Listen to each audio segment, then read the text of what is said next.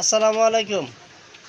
এই যে দেখছেন ক্ষুদে শিশু কম্পিউটার টিপছে, সে আমার ছোট ছেলে রেজওয়ান মুস্তফা।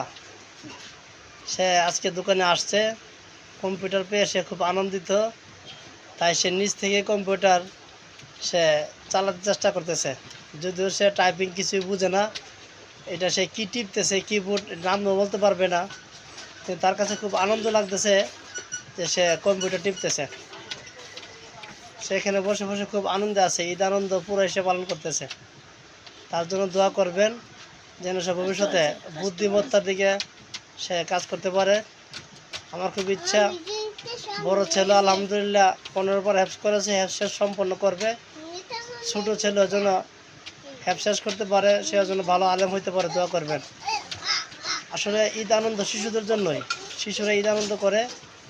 আমরা তো যারা বয়স হয়ে গিয়েছে তাদের আর ঈদ আনন্দ নেই। আমরা যখন শিশু ছিলাম তখন আমরাও ঈদ আনন্দ করেছি এরকমভাবেই। তো আজকে তাদের জন্য ঈদ, তারা ঈদ পালন করুক ইনশাল্লাহ, আমরা তাদের জন্য দোয়া করি।